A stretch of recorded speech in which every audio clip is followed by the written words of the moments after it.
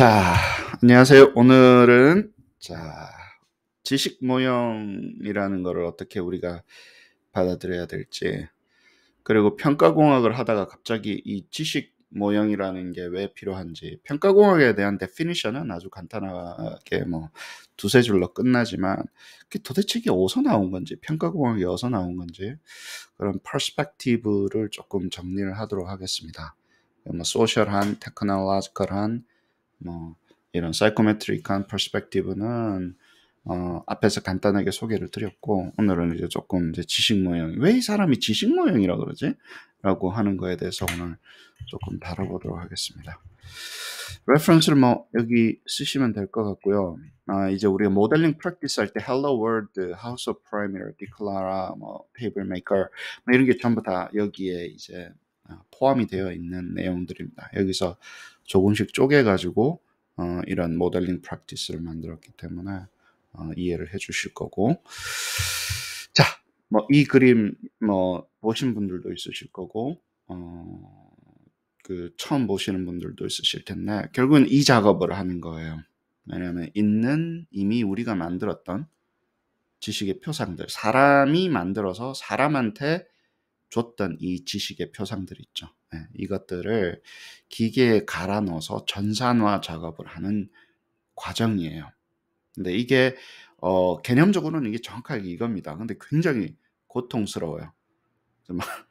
은지 선생님 얼굴 반쪽된 거 보세요. 이 과정이 지식의 표상을, 문항을 보고 책을 보고 만들어서 모형으로 만들어서 이 가는 과정이 굉장히 고통스럽다. 저야 그냥 책을 던져주면 되지만 그 갈아가지고 전산하는 작업은 엄청난 고통스러운 작업이에요. 그런데 이제 윤경일 교수님하고 저하고 이 과정이 어떻게 하면 조금 더, 왜냐면 하고 나면 좋은데 어떻게 하면 조금 더 덜 아플까, 덜 힘들까, 혹은 좋은 이그젬플이 얼마나 있을까, 이제 그렇게 하는 거여서 뭐 기술적으로 보면 디지털 전환입니다. 아날로그 지식의 표상을 디지털 지식의 표상으로 바꾸는 전환 작업이에요. 그러니까 그렇게 바라보셔야지 숫자 바꾸는 거라고 이야기를 그냥 그렇게 받아들이시면 뭘 싸게 만든다 뭐 이렇게 생각하시면 나중에 굉장히 혼란스러워지세요.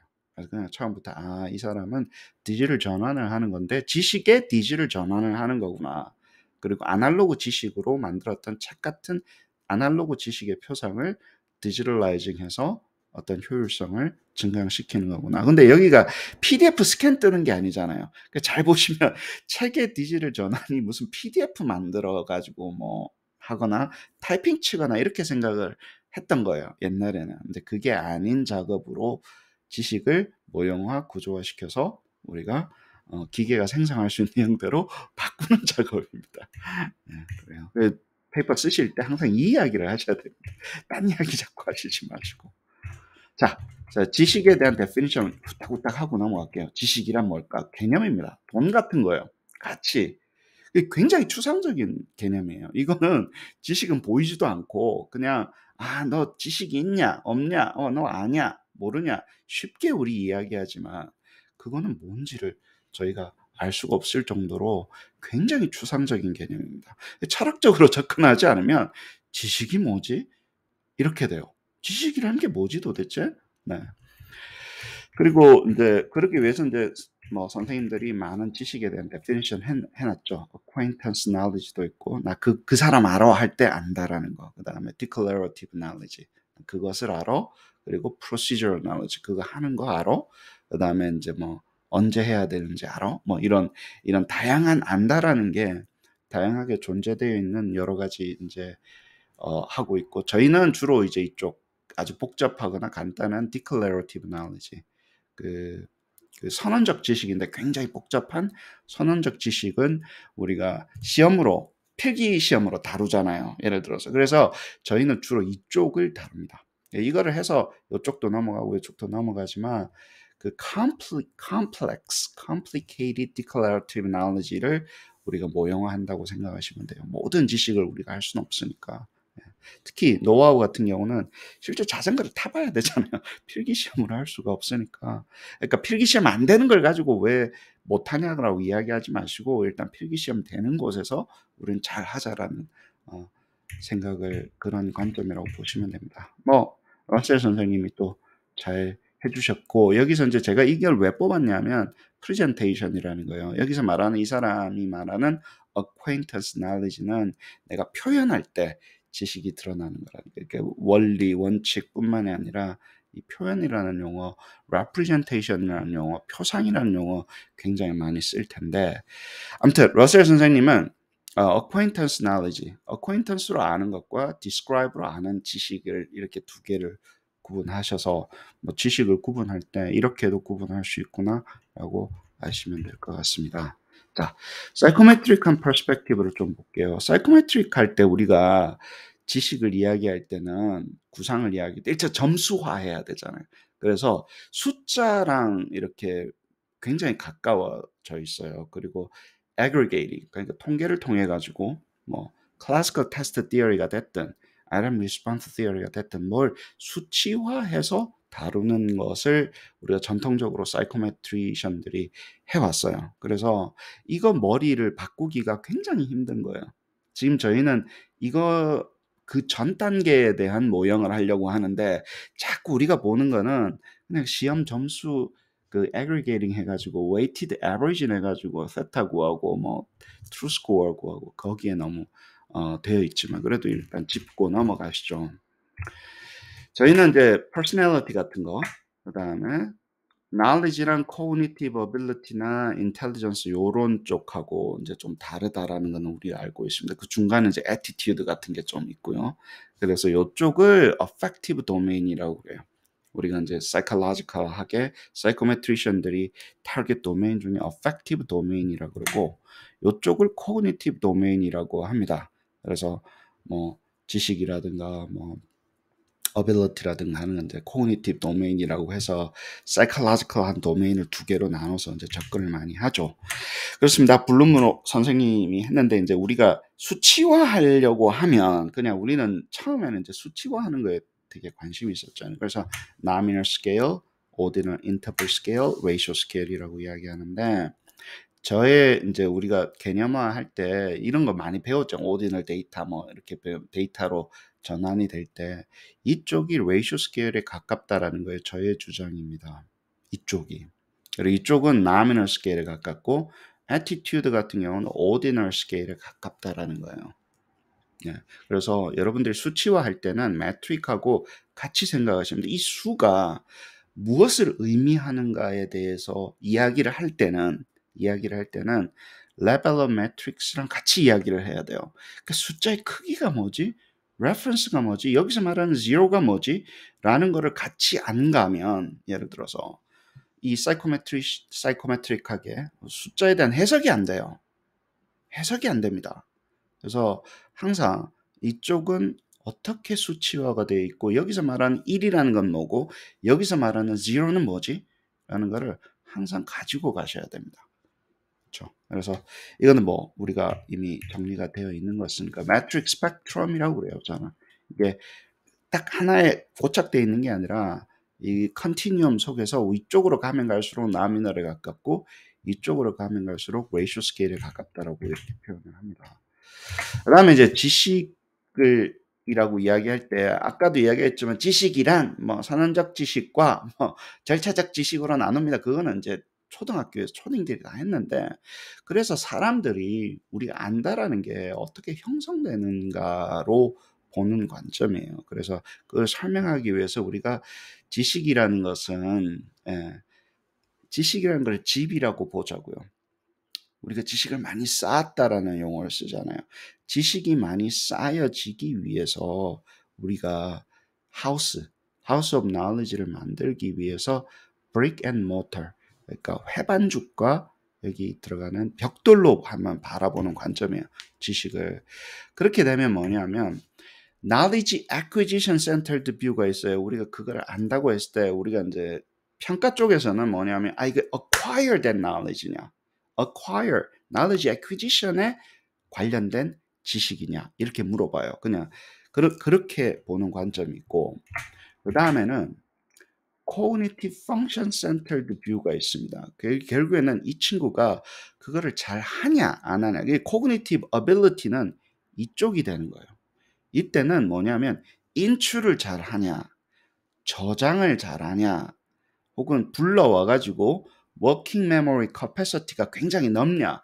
어떤 친구들은 이게 머리가 짧아 가지고 뭐 조금만 복잡해지면 못합니다. 워킹 메모리 캐패시티가 작아지고. 어떤 친구들은 머릿속에서 올릴 수 있는 게 많아요. 메모리가 막 펑펑 남아들어서 계산을 해서 적지 않아도 머릿속에서 계산을 빨리빨리 하는 친구들 있잖아요. 그런 거에 대한 능력을 측정할 때는 Cognitive Function Centered View를 보고 어찌됐든 간에 많이 알고 있냐 안 알고 있냐를 볼 때는 acquire 된 knowledge가 얼마나 되는가를 보는 건데, 이 두 가지가 이쪽에서 볼 때는 주로 이제 cognitive psychology 쪽에서 보는 거고, 이쪽으로 볼 때는 우리 education 쪽에서 보는 지식이라는 거예요. 여기는 이제 절차적, 여기는 cognitive ability를 절차적 그 능력이라고 보는 거예요.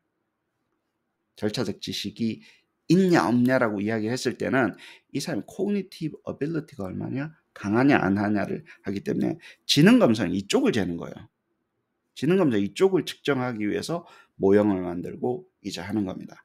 그렇지 않고 내가 가르친 거 너 지금 알고 있어라고 볼 때는 이쪽을 보는 거예요. 근데 이게 구분이 되더냐라는 거예요.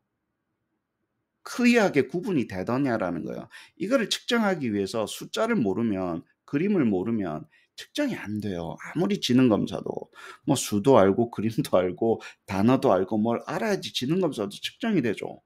그 안다라는 거는 acquire 된 knowledge를 사용을 해서 이쪽을 보는 거잖아요. 그래서 이게 clear cut이 안 된다라는 거예요.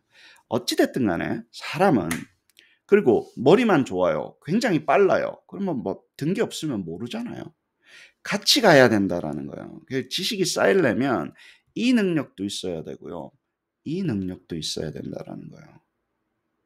그래서 제가 많이 지식을 쌓으려면 머리도 좋아야 되고 그 다음에 학습을 해서 쌓여져 있는 것도 있어야 됩니다. 그 쌓여진 거를 가지고 다시 머리가 좋은 사람들은 연결시켜서, 잘 보세요, 연결시킨다고. 이 지식하고 이 지식하고 연결시킬 때 anchor knowledge를 통해 가지고 얘는 이렇게 일을 하는데 얘는 이렇게 일을 하는구나. 근데 중간에 이게 있으니까 얘가 추론돼서 확장되겠지라고 생각을 하는데, 이게 많이 연결이 되려면요, cognitive function도 좋아야 돼요. creative 해야 됩니다. 왜냐면 한 번 이야기하면 잊어버리고 또 이야기하면 또 잊어버리고 옛날에 했던 건 못 연결시키니까 안 쌓이는 거예요. 어떤 사람들은 그때 이야기한 게 지금 이야기한 거하고 무슨 관계가 있으니까 옛날에 했던 기억을 끄집어내서 강화시켜서 새로운 논리지로 계속 가는 사람이 있고요. 그때는 코그니티브 펑션이 굉장히 중요해요. 이게 잘 연결돼 있어야지 기억도 오래 간다라는 거예요. 코그니티브 펑션이 잘 돼 있어야지 오래 가죠, 기억도. 예를 들어서. 그렇습니다. 그래서 이거를 지식이라는 걸 우리가 이제 측정해서 다루고 형성되는 과정까지 이제 가려고 하는 거잖아요. 그냥 막 잘 됐다 이게 아니라 잘 되는지를 보려고 할 때 제 주장은 같이 봐야 된다는 거예요. 이렇게 acquisition centered로 볼 뿐만이 아니라 cognitive function centered로 봐서 working memory capacity라든가 이런 것들도 잘 봐주고, cognitive 그 지력이라고 제가 이야기를 하잖아요. 왜냐면 사람은 한계가 있습니다. 집중하는데 한계가 있어요. 30분 이상 지나면 집중이 안 돼요. 그리고 집중하는 훈련을 안 하면 그냥 앉아서 계속 있는 거예요. 시간만 계속 때우는 거예요. 이야기할 때 제대로 들어야 되는데 제대로 안 듣고 딴 생각하는 거예요. 수업 시간에. 똑같습니다. 같이 가는 겁니다. 그렇게 해서 이제 본 거고, 자, 그 다음에 cognitive perspective, 소위 말해서 인지적인 관점에서 지식을 한번 보시죠. 이때까지는 뭐 수치화하는 사이코메트리션 관점이었는데, 인지적인 사람들이 볼 때는 조금 나눕니다. 처음에 이제 sensation이라는 게 감각이 있고요. 감각은 이제 스티뮬러스라든가 뭐 디지털 스티뮬러스 뭐 이렇게 나누는 건데, 우리가 느껴지는 거예요. 오감으로 느껴지는 것을 감각이라고 그러는 거고, 잘 보세요. 그것을 가지고 우리가 디텍션 될 때 지각이라 그래요. 그냥 감각이 있는 것과 지각은 다른 개념이니까 이제 지각에 대해서 이야기를 하기 시작을 합니다. 감각이 있고 그것을 느끼는 것을 지각이라고 하시죠. 이때부터 의식이 없으면 못 느끼죠. 자고 있을 때 때려도 막 때려도 못 느끼는, 때려치기도 모른다 뭐 이런 이야기를 하시잖아요. 근데 지각이 안 되면 그 사람은 그때부터는 의식이 있고 인지라는 이야기를 하기 시작합니다. 그래서 그 다음이 이제 perceiving. 다음 단계를 이제 인지라고 조금 나눠. 이 둘 사이가 애매모호한데 이제는 내가 인식을 한다는 거예요. 그냥 뭐 눈에 막 100만 개가 보여도 신경 안 쓰면 안 보이잖아요. 그럼 여기서는 내가 의도적으로 이것을 인식을 한다라는 거고 인텐션도 있고 이제 여러 가지 이슈들이 들어오기 시작을 합니다. 인지된 것이냐? 너 인지됐어? 왜냐면 있어도 인지를 못할 수 있어요. 딴 생각하면. 자고 있는데 어떻게 인식을 해? 인지를 해. 왔다 갔다 하고 있고 몸만 거기 있는 거지. 눈만 뜨고 있는 거지. 수업 시간에 학생들 보이잖아요. 예를 들어서 똑같습니다. 그래서 여기서는 이제 인지라는 용어를 써서 인지적인 관점에는 이제 감각계하고 우리 지각계하고 만나는 접점이 되기 시작을 합니다. 근데 여기서 많은 일들이 일어나서 이제 그 다음 단계로 넘어가는데 여기서는 이제 인지를 한다는 얘기는 안다라 knowing이에요. knowledge가 아니라 사실 동사로 표현하는 게 맞고 perceiving, conceiving, judging 뭐 이런 용어를 써서 사람이 하는 이제 그 단계로 넘어가는 거죠. sensing, reasoning 뭐 이렇게 reasoning까지 되면 이제 우리가 소위 말하는 이제 사람만 가지고 있는 어떤 능력이라고 인지적인 능력이라고 이야기를 합니다. 자, 그 다음에 이제 인지과학으로 넘어가면 recognition이라는 게 있습니다. recognition은요, 인식이라고 하는데 인지하고 다른 건데 재인이라는 과정을 씁니다. 재인은 인식은요. 자, 보세요. recognition이잖아요. re가 앞에 붙었잖아요. 뭘 re하냐고, 한 번 더 하냐고. 내가 이것을 재인을 한다는 얘기는 이미 regularity가 머릿속에 있어서 그거 라고 받아들이는 거예요. 처음에 볼 때는 이게 뭔지 모르다가 두 번째가 클래시피케이션을 하기 시작한 단계라는 거예요. recognition이. 그거 뭐 예를 들어서 그거 3이야. 이거 4야. 5야. 그건 단순히 그 숫자 기호를 바라보는 게 아니라 그게 무엇을 의미하는지를 생각을 해서 판단을 내려서 되는 건데 그러면요.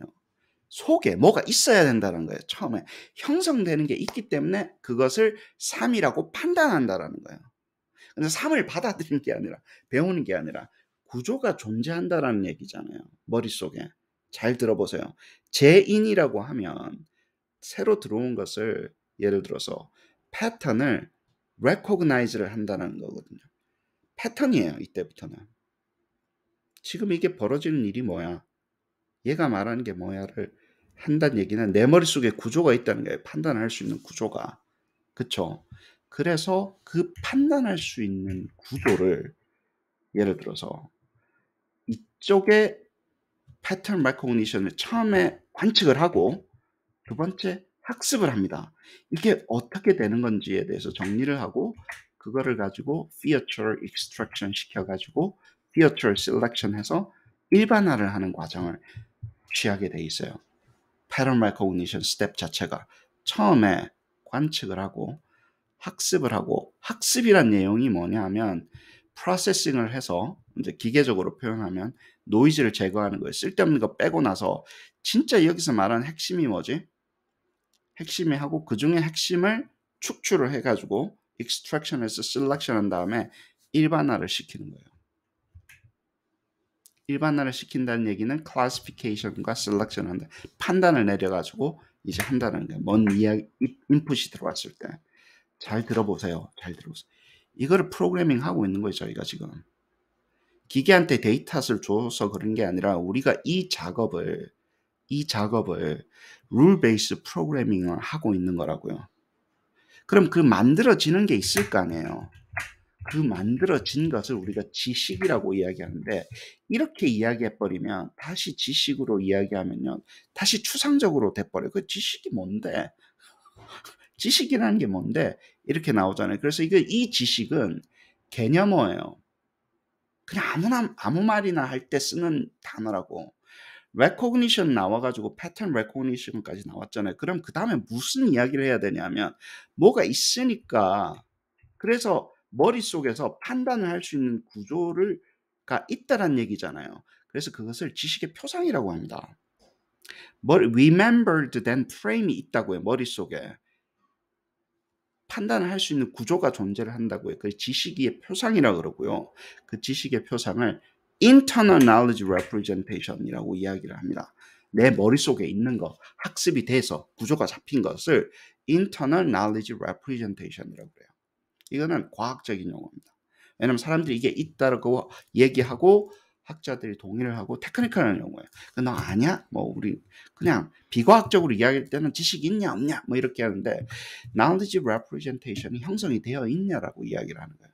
우리가 의도한 대로. 그걸 측정하는 거예요. 근데 그 측정하려고 이제 기제를 만드는 거죠. 도구를 만드는 거잖아요. 그래서 mental imaginary라고 그러고 표상이라고 그러고 이런 용어를 많이 써서 철학자들이 만들어 놓은 거예요. 머릿속에 심상 뭐 이런 게 있기 때문에 떠올리면 판단하고 할 수 있는 구조라는 게 형성이 되더라는 거예요. 근데 잘 보세요. 인터널만 있는 게 아니라 엑스터널도 있다는 거예요. 얘가 뭘 알면 바깥에 그것을 지가 알고 있는 걸 가지고 외재적으로 자기의 지식을 표상을 만들어낼 수 있다는 거예요. 책, 다이어그램, 문항 이런 걸 만들 수 있다는 거예요. 왜? 내재적으로 이게 있으면 내재적으로 internal knowledge representation 지식의 표상이 형성되어 있으면 그것을 외재적으로 끄집어낼 수 있다는 거예요.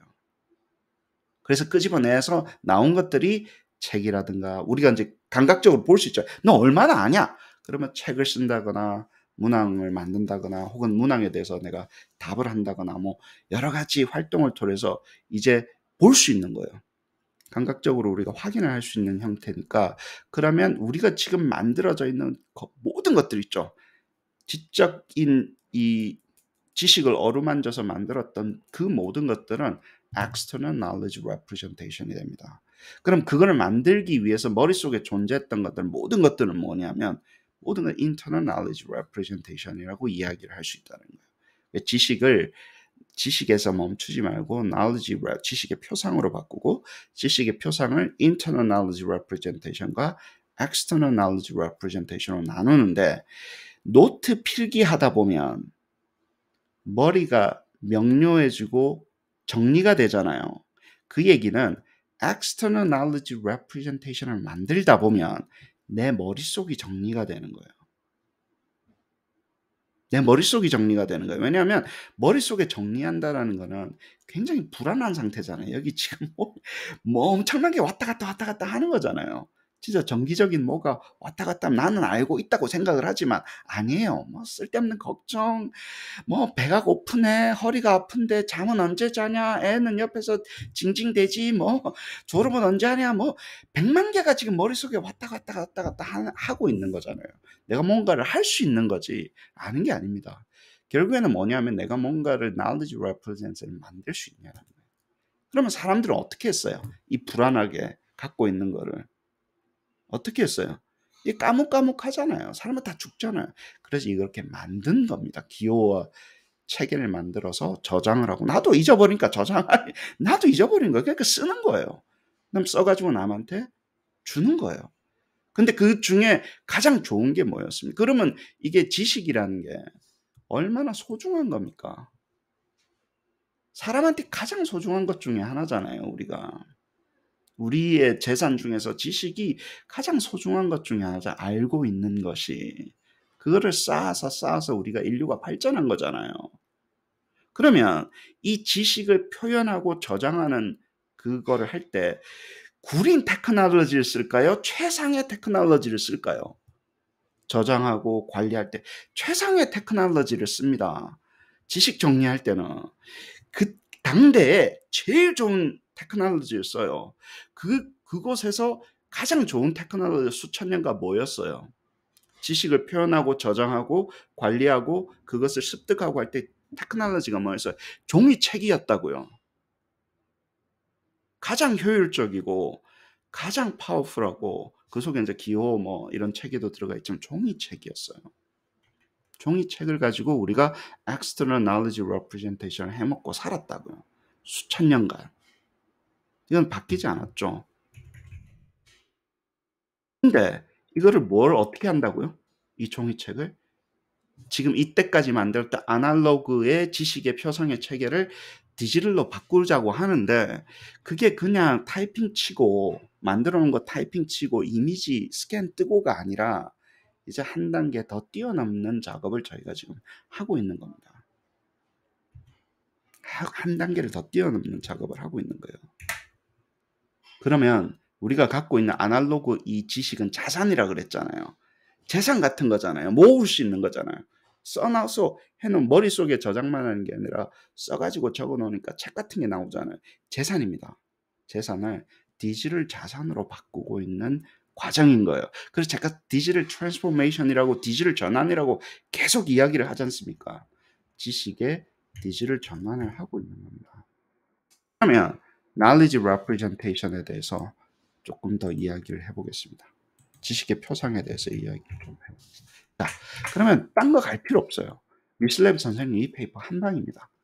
읽어볼게요. On the role of external knowledge representation in assessment design. 이게 assessment engineering 하든 evidence center design을 할 때 자꾸 글로만 눈으로 이렇게 보니까 그런 건데 지식의 표상에 대해서 심각하게 좀 고민을 안 하시고 저희가 근데 문과적인 인사이트가 없으면요 저희가 프로그래밍을 잘하지 않잖아요. 그럼 문과적인 인사이트라도 좀 있어야 되는데 안 읽습니다. 생각 안 합니다. 지식의 표상 그러고 넘어가요. 인지과학자들 굉장히 싫어합니다. 그런 거. 인지심리학자들 지식의 표상 이런 거를 우리가 교육하는 사람들이 함부로 다루잖아요. 이 사람들은 진짜 목숨 내놓고 이걸 만들어서 내재적인 지식의 표상이 존재를 했고 철학하는 사람들을 가지고 철학자들이 이야기했던 걸 과학적으로 검증을 했는데 우리는 그냥 뭐 글로 배웠네 뭐 이러고 넘어가는데 그러지 않습니다. 그래서 이제 선생님이 하시는 이야기가 미슬레브 선생님 이야기예요. 결국에는 에비던스 센터 디자인에서는 여기서 테크놀로지하고 그 테크놀로지 러닝 앤 어세스먼트 내신 이 저널에서 대부분 받았어요. 자, 코그니티브 사이콜로지에서 지식의 표상은 인지과학에서 핵심이라는 거예요. 인지과학, 뭐 인지적, 뭐 코그니티브 다이그노스틱 모델링 인지 엄청 좋아합니다. 무슨 인지만 들어가면 뭐 성인지도 좋아하고 막 요즘에는 뭐 인지가 막 대세잖아요. 아무거나 다 갖다가 인지 붙이잖아요. 결국에는 인지 코그니티브 사이콜로지는 지식의 표상의 이야기예요. 지식의 표상이 뭐냐? 존재하냐? 어떻게 존재하냐? 내재적인 지식의 표상하고 외재적인 지식의 표상이 어떻게 연결되어 있냐? 아니까 뭘 만들었지. 만들면서 알게 되는 거예요. 잘 보세요. 잘 만들려다 보니까 눈에 보이고 잘 알게 된다고. 노트 정리하다 보면 머리가 깔끔해지는 게 여기입니다. 자꾸 딴 데 가지 말고, 이상한 소리 하지 말고, 이 이야기 하시면 됩니다. 미슬랩 선생님. 그러고 나서 internal knowledge representation에서 이야기한다면 우리가 머릿속에서 존재하는 게 있는데 그쵸?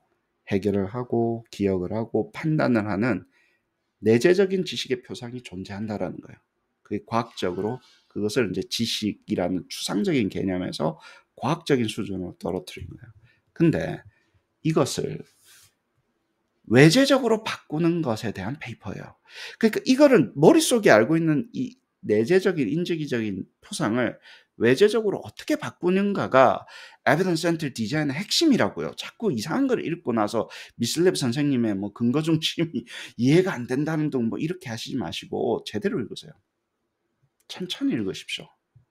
제대로 생각하시고 여기서 뭐가 이해가 안 돼서 못 넘어가는 줄 아세요? 지식의 표상이라는 게 단어를 이해를 못하는 거예요. 이게 뭔지에 대해서 모르니까 안 넘어가지는 거예요. 지식의 표상은 굉장히 두꺼운 개념입니다. 철학자들이 굉장히 오랫동안 이야기했고 인지심리학자들이 그것을 표상을 지식의 표상이라고 이렇게 부른 거예요. 표상은 많이 있죠. 의도 뭐 이런 거 다 있으니까 지식의 표상. 그러면 나와 있는 거 전부 다 지식의 표상이에요. 우리가 문학, 뭐 책 전부 다 지식의 표상인데 선생님이 하시는 게 그런 거예요. 이게 외재적인 지식의 표상이라는 게 예를 들어서 이거를 통해 가지고 우리가 어떻게 알고 학습을 하고 공유를 하고 하는 기제로 쓴다라는 거예요. 이 외재적인 지식을 표상을 가지고. 그리고 나서 어떻게 한다고요?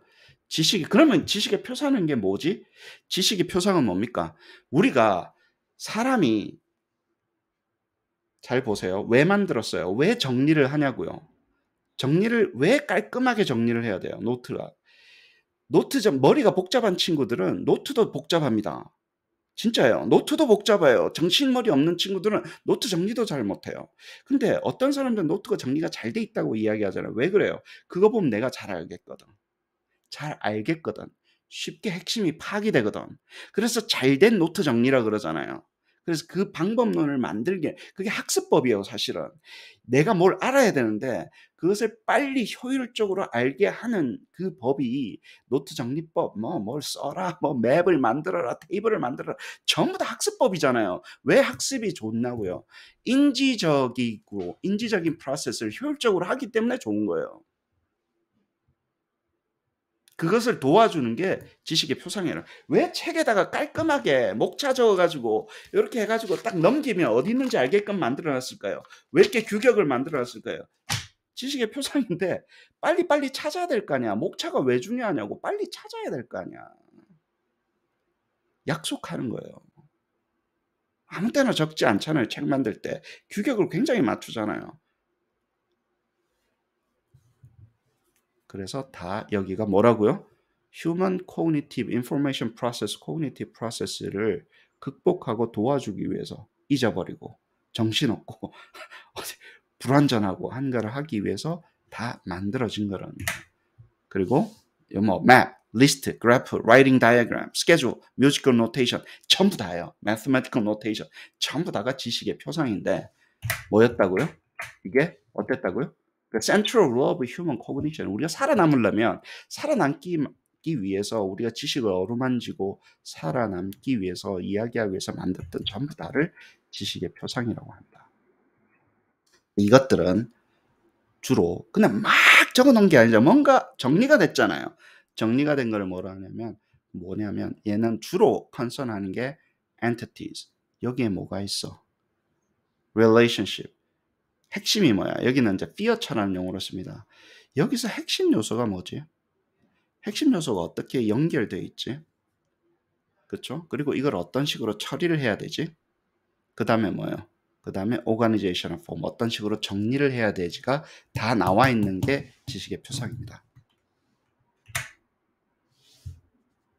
그 다음에 어떻게 된다고요? 선생님 뭐라고 그러셨다고? 이 지식의 표상을 정리하면서 책 같은 걸 정리하면서 책 쓰는 법, 노트 정리하는 법, 다이어그램 만드는 법, 표 만드는 법 해서 수천 년간 먹고 사는 거예요. 왜냐면 이게 우리한테 가장 소중한 자산이니까 책 만드는 법. 그래가지고 했는데 어땠다고요? 이제 디지털로 바꿔야 될 때가 온 것 같다라는 거예요. 종이에서 materialize 돼 있는 종이에서 탈피해서 디지털로 가야 되겠다고 생각을 한 거예요. 그 시기가 온 거라고요. 미슬랩 선생님이 이제 야 이거 종이로는 안 되겠다 이거 이렇게 해가지고 효율성이 떨어지니까 바꿀 때가 된 거예요. 그러면 이 전부들을 했는데 자 결국에는 그냥 스캔 뜨는 거랑 그러면 타이핑 쳐가지고 한 거 그냥 저장하는 용도잖아요. 그거는 디지털로 바꿀 때 그게 아니라 뭐 한다고요? Symbolic manipulation이 할 수 있게끔 되는 디지털 knowledge representation으로 전환할 때가 됐다라는 거예요. 이 지식의 표상 체계 전체다를 어세스먼트는요. 지식의 표상의 정수입니다. 뭘 알아야 되지? 어떻게 하는 거지? 모를 때는 어떻게 해야 되지? 지식의 표상의 정수예요. 책보다도 훨씬 더 강한 거예요. 어세스먼트가. 책은 그냥 자유롭게 표현하는 건데 어세스먼트 더 규격돼 있잖아요. 더 엄격하잖아요. 노테이션 하나만이라도. 그래서 더 지식의 표상에 가깝습니다. 책보다도 더 가까워요. 교과서보다도. 표현의 규격도가 더 높잖아요. symbolic 컴퓨터 랭귀지를 써서 symbolic manipulation을 해야지 우리가 사람이 못하는 것도 도와줄 수 있다라는 거예요. 그냥 저장 아닙니다. 스캔 뜨는 거 아니에요. symbolic manipulation이 할 수 있게끔 디지털 표상으로 바꾸는 작업입니다. 에비던스 센터 디자인 제대로 이해하십시오. 이거 안 하면 그냥 모형 얘기 쭉쭉 하다가 그냥 끝나요. 뭐 학습 모형, 학생 모형 뭐 어쩌고 이야기하다가. 그래서 선생님이 그러고 나서 제일 중요한 거는 knowledge representation. 그러면 제일 중요한 거는 뭐냐면 지식은 원래 지식의 표상이 되려면 아무거나 다 적는 게 아니라 핵심만 적어야 된다는 거예요. 지식이 좋은 표상이 되려면 핵심이 정확하게 빠져도 안 되고 정확한 핵심만 있어야 되니까 그렇게 핵심이 굉장히 뛰어난 것을 온톨로지라고 그런다고요. 이렇게 지식의 표상 중에서 핵심만 골라가 추려가지고 예를 들어서 딱 만들어서 이거는 핵심 정리 이런 거 있잖아. 요거는 반드시 외워야 된다. 그걸 딱 정리하는 걸 뭐라 그런다고요? 개념적으로 온톨로지라고 그런다고요. 여기서는 기계적인 용어입니다. 그러니까 지식의 표상은 다양하잖아요. 그중에 기스트만 뽑은 거. 지식의 표상 안에서도 뭔가 정수만 있는 거 있죠. 그것을 온톨로지라고 그래요.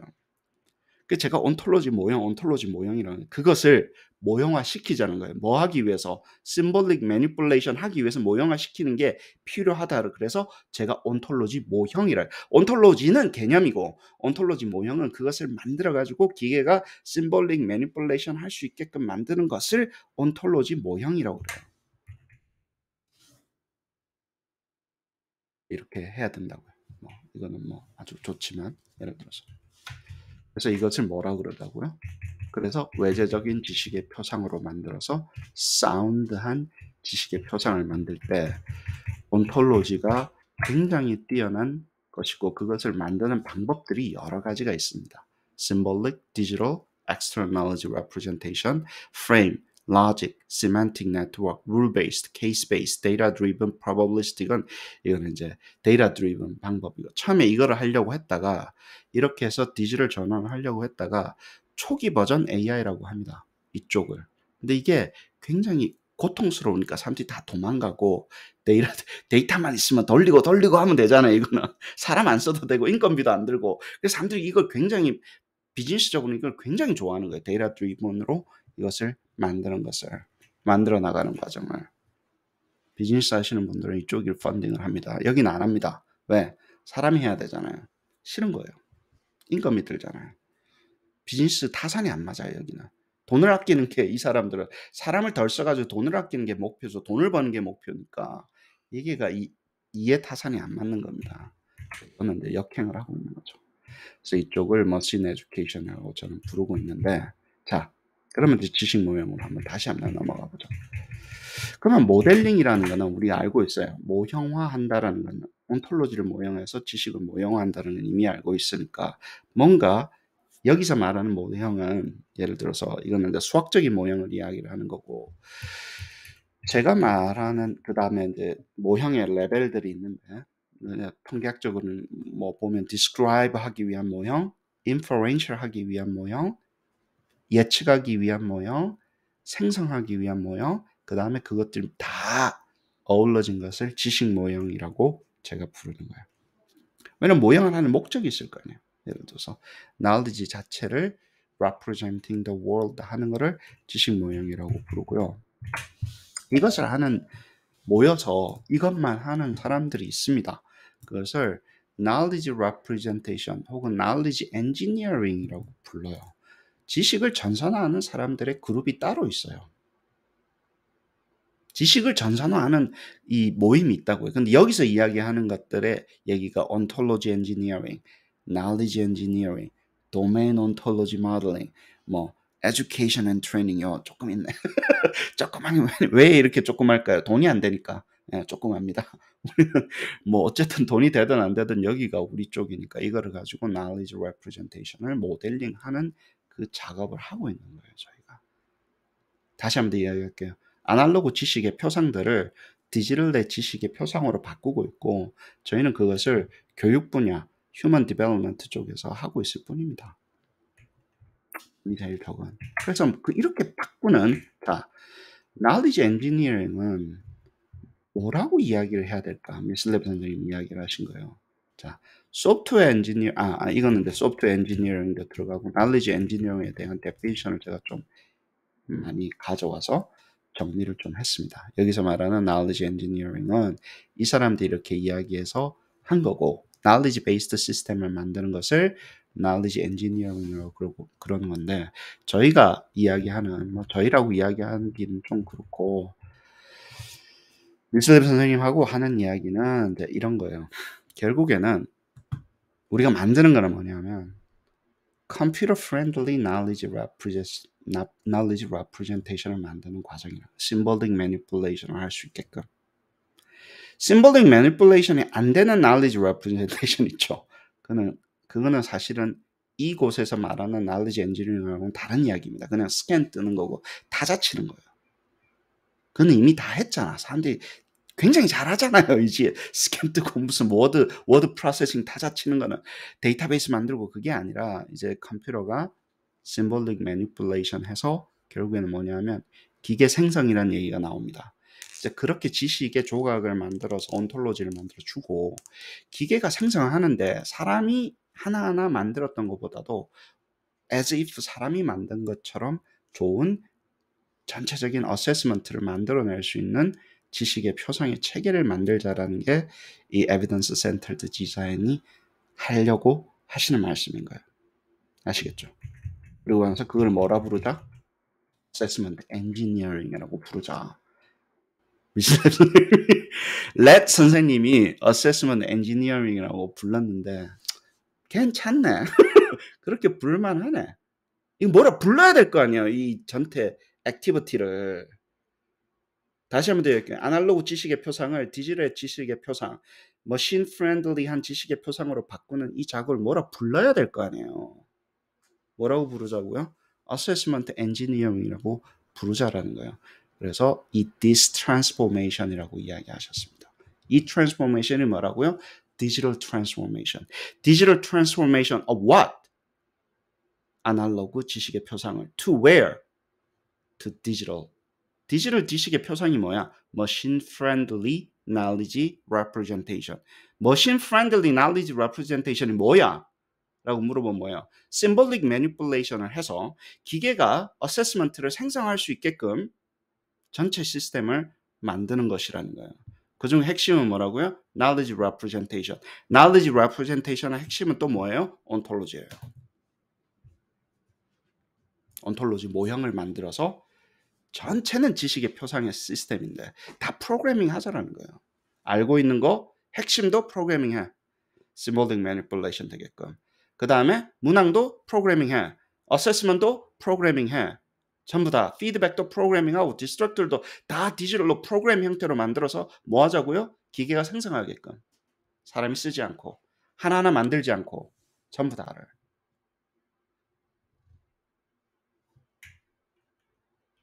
어세스먼트가 지식의 표상의 핵심이라고 그랬어요. 저는. 거기에 왜냐하면 어느 분야든지요. 잘 보세요. 최고의 전문가가 어세스먼트를 하러 갑니다. 어느 분야든지 의사시험이 됐든 뭐 사냐초 시험이 됐든 최고의 전문가가 어세스먼트를 만들어요. 정수예요. 정수. 지식의 표상의 관점에서 봐서는 돈이 되고 안 되고를 떠나서 지식인 관점에서 보면 그 분야의 지식의 표상을 만들 때 누구한테 이야기해야 어세스먼트 만드는 사람한테 가면 가장 높은 단계의 지식이 보입니다. 어떤 분야든지 상관없어요. 그래서 어세스먼트 엔지니어링이라고 그러는 거예요. 그래서 디지털 전환이라고 그러는 거예요. 그래서 이걸 디지털의 표상이라고 만드는 거고 symbolic manipulation이라고 그러는 거고 그래서 온톨로지를 이야기를 하는 거고 그래서 그거를 온톨로지를 가지고 문항을 만들고 문항을 가지고 어세스먼트 만들고 어세스먼트 만들어야지 피드백도 되고 한다라는 거예요. 이 진화 과정은 몇 번 말씀드렸습니다.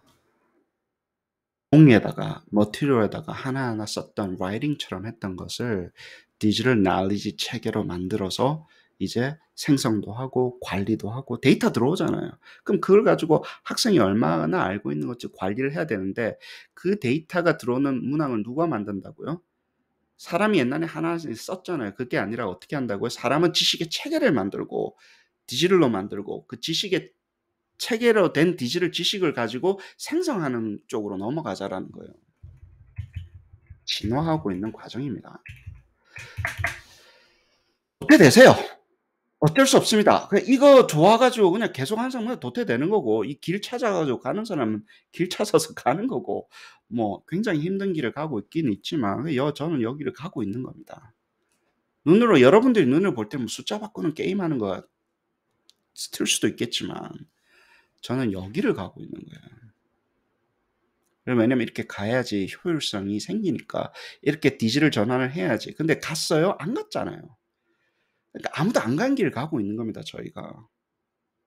디지털 전환이라고 그냥 막 밑도 끝도 없이 메타버스 나오고 AI 나오고, 좀 전문가면 좀 전문가스럽게 합시다. 저 욕먹습니다, 정말. 교육 분야 사람들은 아무 말이나 한다고, 저쪽 사람 돈도 없는 게 아무 말이나 한다고, 뭐 좀 하자 그러면 갑질만 한다고 굉장히 싫어해요, 교육부 사람들. 교육 쪽에 있는 사람을 따돌린다고. 왕따예요. 우리끼리 앉아 가지고 하는 이야기지. 무식한 데다가 돈도 없고 갑질 문화만 있으니까 일이 안 되는 거예요. 학생들만 죽어나가는 거지. 딴 데는 수천억씩 들어서 뭔가를 하잖아요.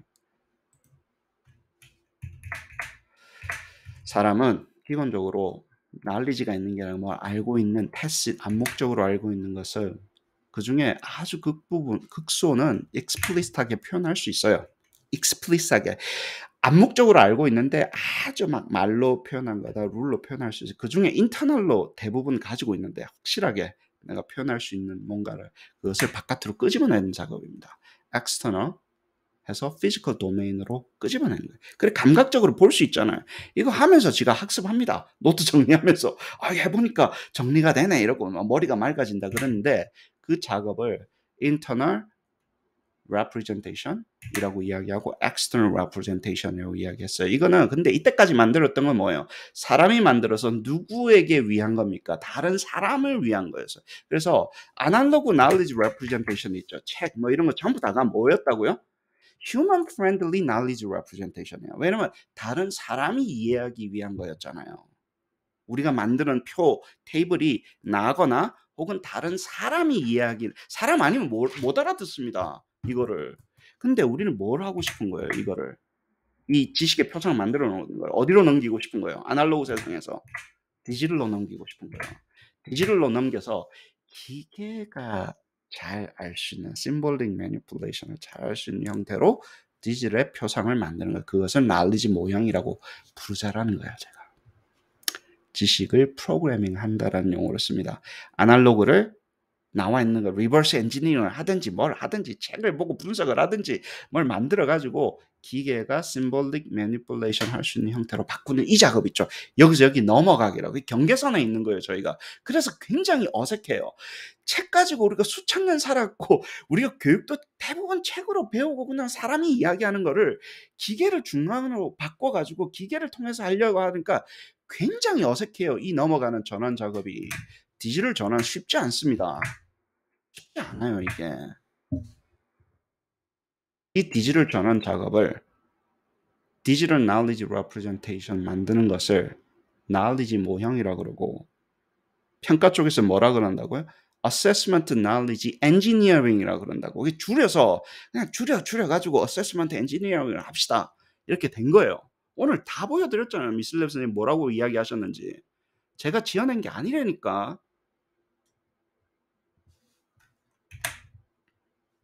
그래서 만든 체계를 가지고 이제 그거 만들어진 것을 디지털 knowledge, 그 시스템을 디지털 knowledge라고 이야기하자.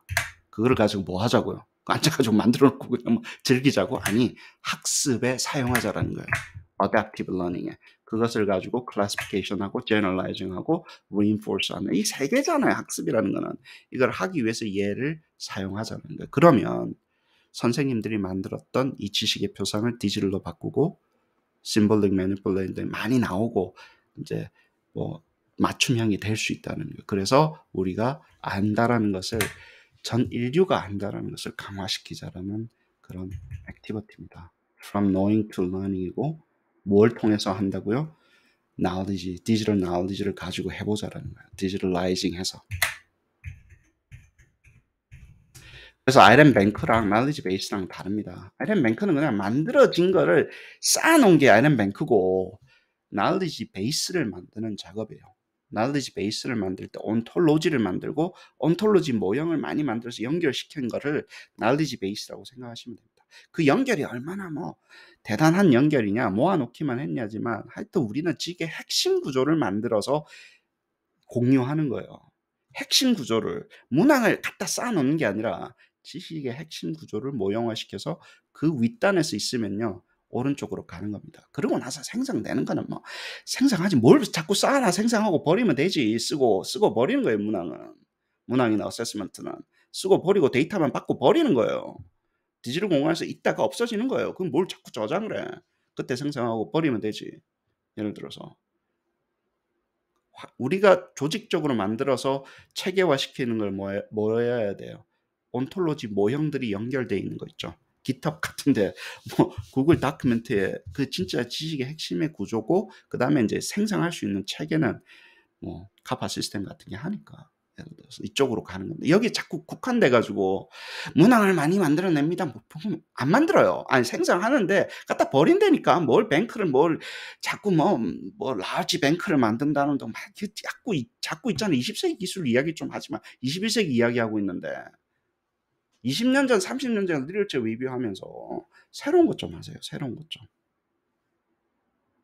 옛날 선생님들은 여기에 머리가 여기에 국한돼 있었다고. 아이템 뱅크에 그냥 국한되어 있는 거예요. 온톨로지를 모르지, 개념을 모르지, 미술랩 선생님 페이퍼를 이해를 못했는데 하던 대로 하는 거예요. 그냥 자기 수준에서 보는 거예요. 자기 수준에서. 그러면 질문이 있습니다. 아니 아날로그 날리지 레프레젠테이션을 어떤 폼이 가장 디지털라이징하게 좋냐라고 하면, 물론 저는 어세스먼트, 스탠더다이즈 어세스먼트 단어가 있어요. 지식이. 그러니까 어세스먼트 중심이기 때문에 우리가 이걸 시작하는 것도 있지만, 어세스먼트가 아니더라도 야, 나 우리 분야의 지식을 전부 다 디지털라이징 하고 싶어. 어디서부터 시작할까? 당신들 시험 있지? 갖고 와봐. 당신들 제일 중요하게 생각하는 시험 있지? 전문가가 될 때 시험이라든가 뭔가 그걸 거쳐가잖아. 책하고 시험. 그거 가져와봐. 그 속에 다 있어. 그것을 기계가 symbolic manipulation 할 수 있게끔 구조화, 일반화 시켜가지고 어떤 분야든지 지식을, 어떤 분야든지 declarative knowledge의 지식은 표상으로 만들어서 전산화된다라는 거예요. 어떤 분야든지. 그 어세스먼트가 아니더라도 그쪽에 뭐 사람이 제일 중요한 게 지식이라니까. 우리가 무슨 뭐 힘 가지고 겨룰 거예요? 기계랑? 기계보다 잘하는 게 알고 있는 거잖아. 그것을 전산화시켜서 더 파워풀해지는 작업입니다. 그래서 어세스먼트 안에 있는 걸 가지고 끄집어내는 거잖아요. 우리가 야, 한번 갖고 봐. 문화 한번 갖고 와. 그걸 보고 생각을 해가지고 구조화해서 일반해서 온톨로지 만들어서 체계를 만들기 시작해서 온톨로지를 많이 만들잖아요. 생성할 수 있게끔. 그것을 knowledge mining이라고 그런다고. 이게 마이닝이니까 굉장히 고통스럽습니다. 이게 보고 지력이 웬만한 지력으로는 안 돼요. 왜냐하면 구조를 파악을 해야 되잖아요. 이게 프린서플을 이해를 해야 되잖아. 이게 어떤 원리에 의해서 이게 만들어졌을까? 일반화되는 원리가 뭘까? 뭘 바꿔야 될까? 생각을 해야 되는데 이게 지적인 노동의 정수입니다. 죽습니다. 윤경 교수님하고 저하고도 했지만 어제도 무슨 뭐 어떤 특정 S모 회사 시험 가지고 이야기를 했어요. 야, 가다가 우리 죽는다. 사냐초 하자, 사냐초. 적당한 거 하자. 와, 그건 뭐 예를 들면 너무 힘든 거예요. 어떤 그 특정 만드는 건 그만큼 지적인 노동입니다. 굉장한 지적인 노동이에요. Reverse Knowledge Engineering, Knowledge Mining이라고 그래요. 어디서 뽑는다고요? 어세스먼트 체계를 가지고, 이미 아날로그 체계를 가지고 뽑는 거예요. 뽑아서 디지털라이징 시키는 거예요. 그냥 보니까 여러분은 문학 만드는 것 같지만 아닙니다. 그 사람들이 알고 있는 지식의 체계를 정리를 하는 거예요. 그렇게 정리가 돼야지 정말로 파워풀하게 됩니다. 그러면 썩지 않잖아요. 체계만 정리돼 있잖아요. 그 핵심이 보이잖아요. 그러면서 그거를 조직화시켜서 발전시키는 거예요. 그 전체가 다 되는 거예요. 물론 생성도 되고 문항 생성도 되고 당연히. 근데 문항 생성은 이 최종 목표는 아닌 경우도 있다고요. 데이터 눈에 보면 숫자 같아요. 그러면 연결이 잘 됐는데 정보 같아요. 테이블 같아요. 그렇지만 그게 온톨로지고, 오거나이즈 되면 온톨로지고, 그게 활용이 되면 지식의 표상이 됩니다. 왜냐면 그냥 보면 숫자인데 테이블로 돼 있으면 정보가 되고 온톨로지 모형이 되고 지식의 표상으로 넘어가잖아요. 요 중간에 인제 온톨로지 모형이 있는 거죠. 정보에서 온톨로지 모형으로 만드는 거예요. 그리고 지식의 표상으로 만드는 작업입니다. 그래서 리버스 엔지니어링 할 때 문항을 가지고 일반화를 시켜보는 거예요. 그다음에 문항 속에는 뭐가 있다 그랬어요? 지식의 핵심 구조가 있죠. 어떤 것과 피어처가 있다고요. 그 피어처를 다시 정리해서 올리는 거예요. 그래서 피어처끼리 연결되는 건 다 연결시키고 다시 연결시킨 다른 구조를 가지고 이제 모형을 만들고 문항을 생성할 수 있는 겁니다. 여기를 다 전체를 다 보십시오. 전체를 다 봐야지 내가 지금 하고 있는 이 분야가 무엇을 하는 건지 어세스먼트 엔지니어링, knowledge modeling이 뭔지를 이해를 하시게 됩니다. 그리고 iterative 하게 돼요. 왜냐하면 갖다 버리지 마세요. 왜냐하면 처음에 지식의 체계가 있었을 거 아니에요. 문항 만들 때. 다 가져오십시오. 근데 문항에 녹혀져 있다 그랬죠. 문항을 분석을 많이 여러 개의 문항을 그 문항만 보지 말고 전체를 보셔서 어떻게 하라고요? 일반화시키는 겁니다. 올라갔다가 다시 내려오는 거예요. 전문용어로 와리가리라 그러는데 이터레이티브하게 할 수밖에 없어요. 그래서 이게 탑다운이냐 리버스 엔지니어링이냐 지식의 체계를 만들어 가지고 하는 게 한쪽만 있는 거 아닙니다. 다 같이 하는 거예요, 사실은. 근데 할 때 저는 레코멘드 드리는 게 밑바닥에서 시작하지 말고 이미 있는 시험이라든가 체계를 가지고 전체 그 문항을 버리지 말고 그거를 가지고 일반화시켜서 쓰자라는 거니까 굉장히 어트랙티브하고 프랙티컬하고 돈으로도 비즈니스도 서스테이너블합니다. 빨라지고요. 있는 걸 버리지 않잖아요. 재활용하잖아요. 그래서 굉장히 어필이 되는 요소예요. 미슬랩 선생님이 이 얘기를 많이 안 하셨어요. 탑다운만 계속 이야기를 하시다 보니까 이게 너무 어려운 거예요. 예, 근데 밑에서부터 시작을 있는 어세스먼트에서 시작을 해서 지식의 체계를 일반화시키는 쪽으로 가지고 있고 그것을 그리고 이제 그중에 핵심이 뭐라고요? 온톨로지 모형이라는 거예요. 온톨로지 모형 다시 정리할게요. 코어 피어처고요. value와 range의 피어처를 정리를 하고 그것의 관계가 symbolic manipulation 할 수 있게끔 정리가 된 상태를 온톨로지 모형이라고 그래요. 어떤 프로시저 중에 하나예요. 지식 모형을 하는 한 프로시저인데 왜냐하면 핵심 정리가 돼서 진짜로 기계가 바꿔야 될 게 뭔지에 대해서 룰을 갖다가 파악을 한 다음에 모형화시켜서 symbolic manipulation으로 가야 되니까 저는 그거를 구글 다큐멘트에 정리를 하라는 거예요. 그래야지 복붙도 되고 조인도 되고 하니까 온톨로지 모형을 구글 다큐멘트에 정리를 해서 여기서 너가 바꿔야 되는 게 왜 이게 어떤 지식이 표상 중에 가장 핵심적으로 바꿔야 돼를 드러나게 하는 거예요. 그 과정을. 그래서 그거 할 때는 피어처 익스트랙션 모델링을 하고 있는 겁니다. 여기서 뭘 바꿔야 되지? 인간이 판단하잖아요. 그거를 데이터 드리븐으로 가면 뭐예요? 피어처 익스트랙션을 데이터 드리븐으로 가는 거를 머신 러닝이라 그러고 저희처럼 룰 베이스로 전문가가 직접 룰을 만들어 가지고 하는 거를 뭐라 그런다고요? 머신 에듀케이션이라고 하죠. 왜 그러냐 하면 우리는 생성만 하고 끝날 거야? 아니잖아요. 생성을 된 게 생성하는 게 뭔데? 어세스먼트잖아요. 어세스먼트는 뭐 하려고 생성하는 건데 리스폰스 데이터 물고 오려고 생성하는 거잖아요.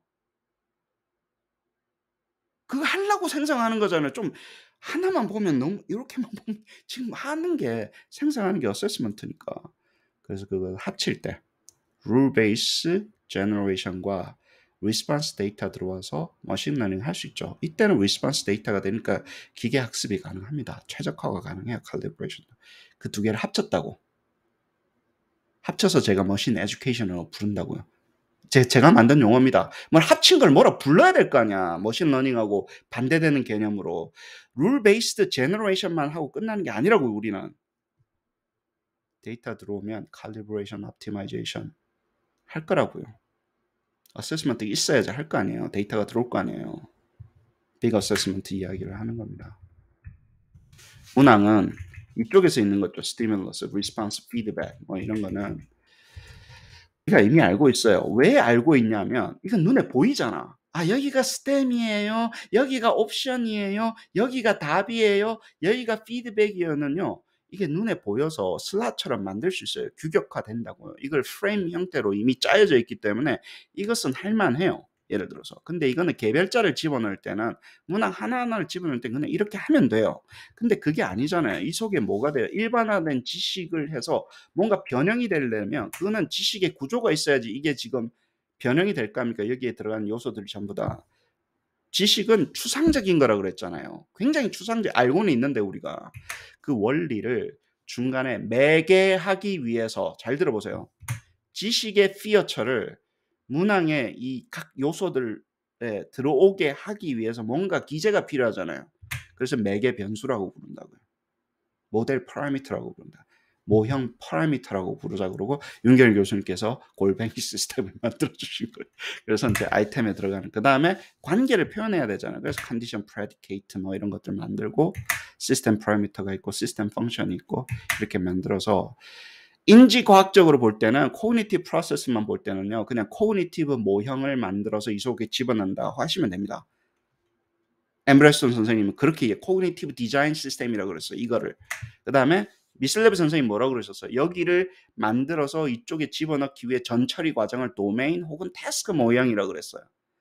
모형화 시켜서 이 속에 집어넣어야 되니까 지식은 애매하니까 애매모호하고 암묵적인데 이 속에 집어넣어야 될 거 아니에요. 요소들을 전부 다.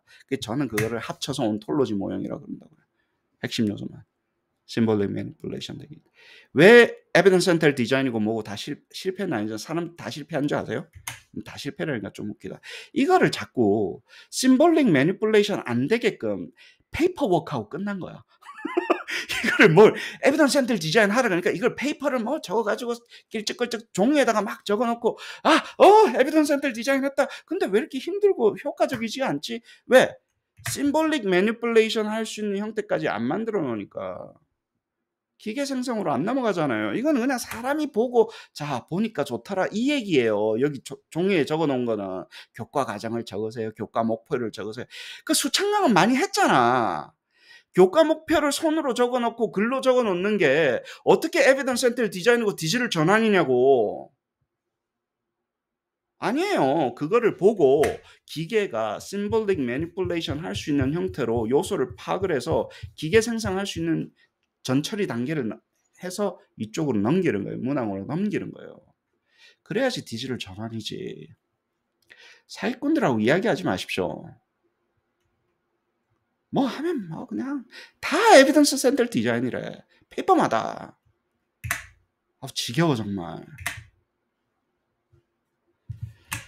왼쪽은 뭡니까? 사이코메트릭 컴포넌트예요. 우리가 눈에 보이는 우리가 뭐 아이템 프레임이라고 아이템 템플릿이라고 그러고 이 속에 뭐가 들어있는 지식의 요소의 핵심 피어처들이 surface feature 해서 들어와야 되는데 여기서 knowledge element 혹은 knowledge feature라고 부른다고요.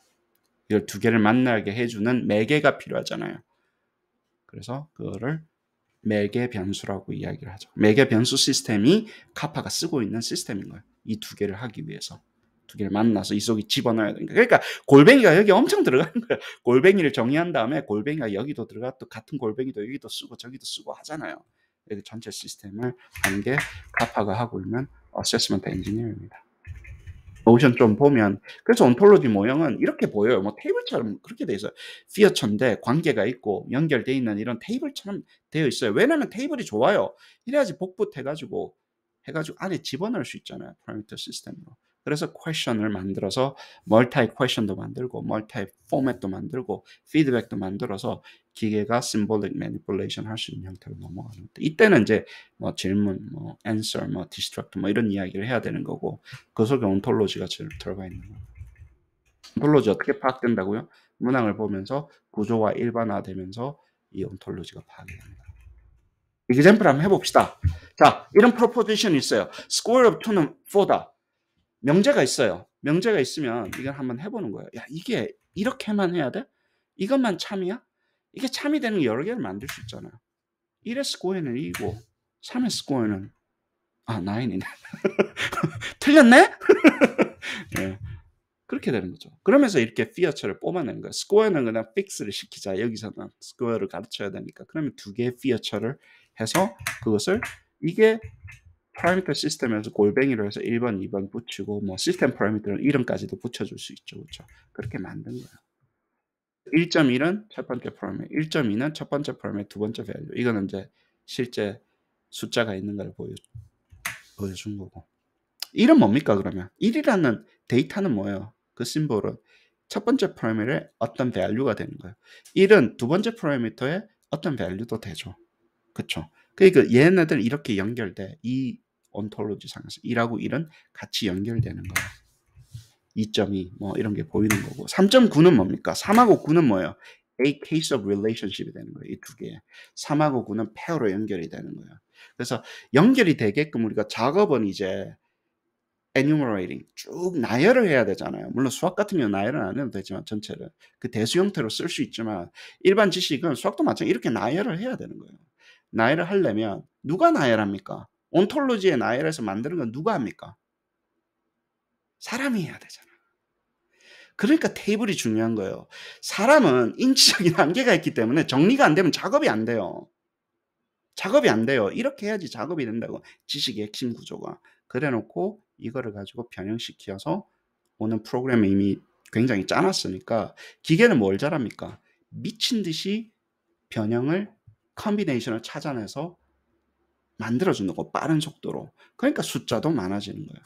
여기에 해당하는 유니버스가 레플리케이트 된다는 거였습니다. 결국에 스코어 릴레이션십이잖아요.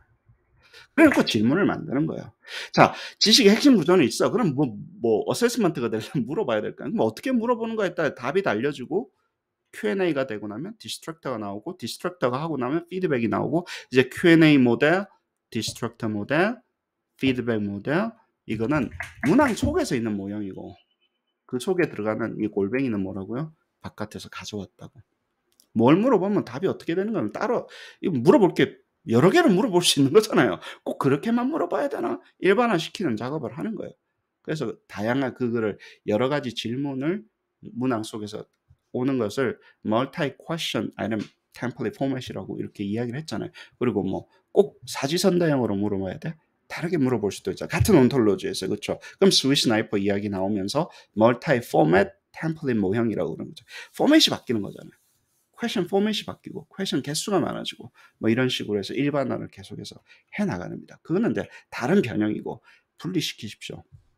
여러 가지 변형이 한꺼번에 섞이니까 정리가 안 되니까 굉장히 힘들어지는 겁니다. Destructive feedback 모델 이런 것들이 있는 거죠. 다른 관점에서 봅시다. 이제까지는 관점이 뭐였어요? 디지털 전환이에요. 아날로그로 만들었던 지식의 표상을 디지털로 바꾸는 건데 다른 관점이 또 있어요. 어세스먼트 엔지니어링은. 뭐냐면 실험 설계로 보는 거예요.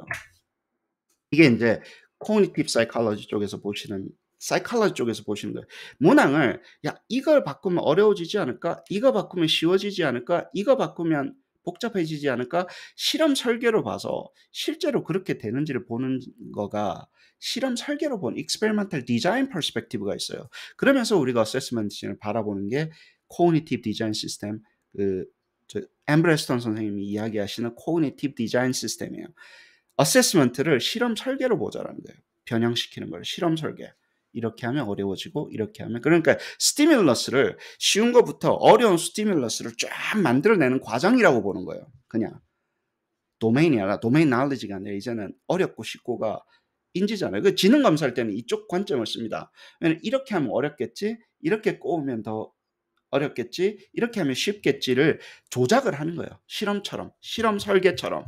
그런 관점에서 보는 어세스먼트 엔지니어링 퍼스펙티브도 있고 예를 들어서 또 다른 거는 뭐냐면 자 맞춤형 이야기 합시다. 신발 가게에 갔잖아요.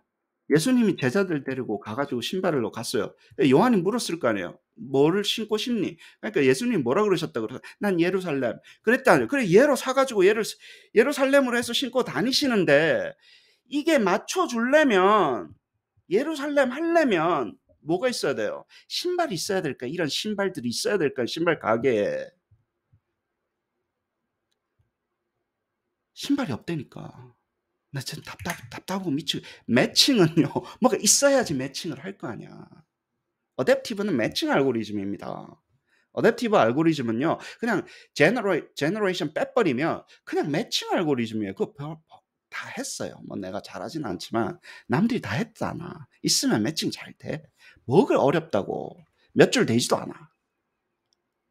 없다니까. 맞춰줄 신발이 없다니까. 신발을 생성해서 맞춰주는 거니까 레벨로가 틀립니다. 레벨로가 틀려요. 있는 신발에서 맞추는 거라고 다르다니까. 그래서 제너러티브 모형인 거예요. 이거는 어댑티브의 제너러티브 모형도 합치자는 거예요. 생성해서 맞춰주자라는 거예요. 왜냐면 없으니까. 그럼 생성이 잘 되게끔 거기에 딱 맞게끔 생성되는 게 들어가는 거는 난이도가 굉장히 높아요. 굉장히 높아요. 사람들이 굉장히 쉽게 이야기하는데 생성해서 맞춰주면 되는 거 아닙니까? 이게 지금 있는 거 맞추 칼리브레이션 하는 것도 힘들어 죽겠구만. 난이도 해가지고 어떠다고 그 난이도에 맞는 걸 생성하는 게 얼마나 힘든 작업인데 함부로 이야기하는 사람들하고 말 섞지 마십시오. 말 섞지 마십시오. 돈도 없어요, 그 사람들이. 무식한 데다가.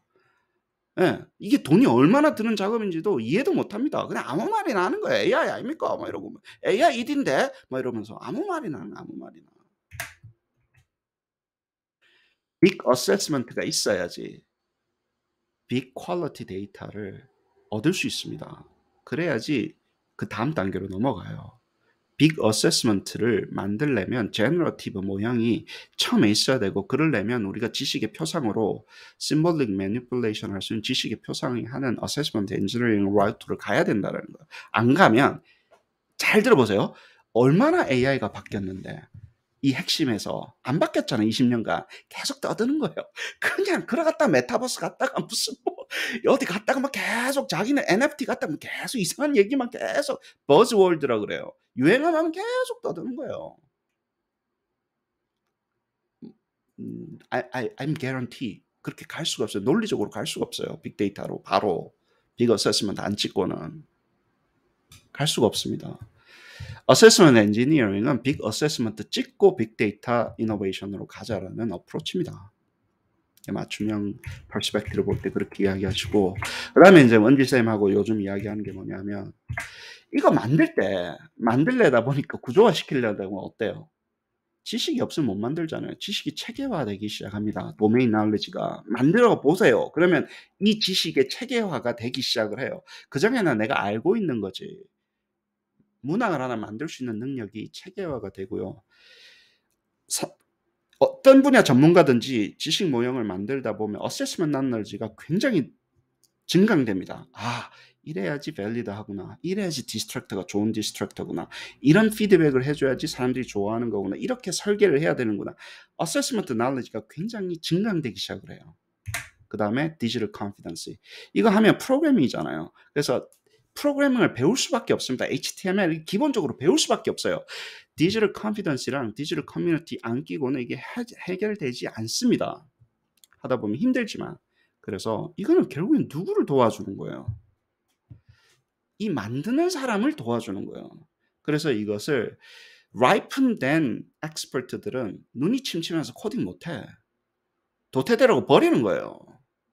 버리는 거예요. 이 사람들은 종이에 천착돼 있어 머리 구조가 잘 바뀌지도 않아요. 어디로 가자고? 젊은 사람한테 가자고. 젊은 애들한테 선생님이 되기 위한 그 나비스 전문가인데 미래의 전문가가 되기 위해서 노력하는 친구들한테 이 도구를 주자고요.